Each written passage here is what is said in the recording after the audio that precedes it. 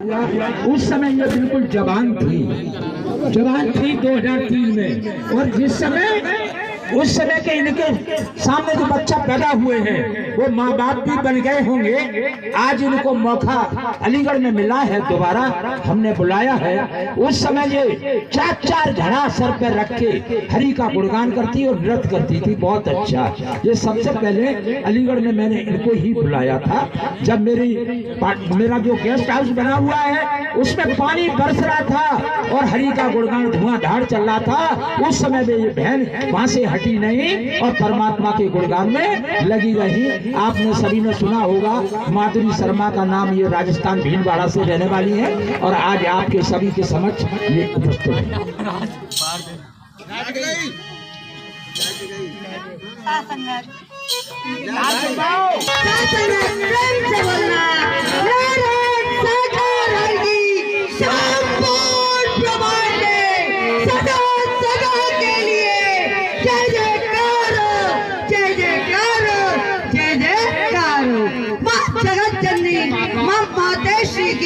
संपूर्ण प्रमाण में सदा सदा के लिए जय जयकार हो, जय जयकार हो, जय जयकार हो।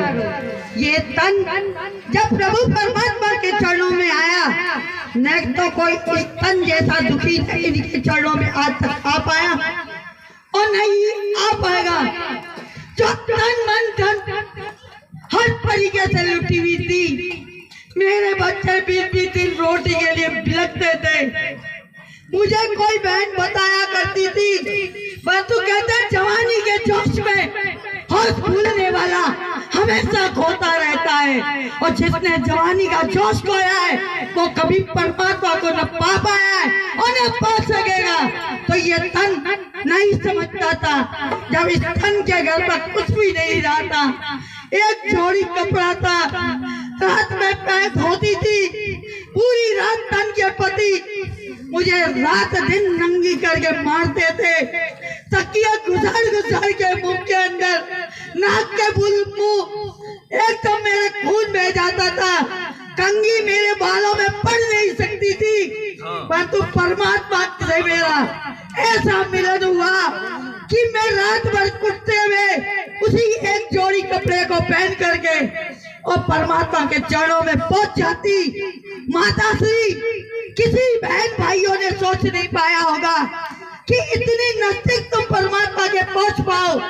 मैं ऐसा कौन सा कर्म था, थी फकीरी आत्मा की, बहुत अमीरी थी। परमात्मा ने अपने नजदीक मुझे बुला करके परमात्मा ने मेरा बहुत स्वागत किया। मैं अपने आप को भूल गई कि मेरे घर कुछ भी नहीं है और आज जिन्हें परमात्मा कहते हैं वो मुझे अपने नजदीक बुला करके और मुझे अपने चरणों में शरण दे रहे हैं। शायद मेरा कुछ कर्म ऐसा अच्छा रहा होगा। तो परमात्मा ने मुझे अपने नजदीक बुलाया, मुझसे परिचय लिया कि आपका देवी जी नाम क्या है। मैंने की प्रभु माधुरी शर्मा, निवास कैसे क्या, मैं प्रभु भीलवाड़ा चित्तौड़ मेरी जन्मभूमि है। तो बोले अच्छा। तो प्रभु बोले आपको राजस्थानी भजन आता है? मैं हाँ आता है।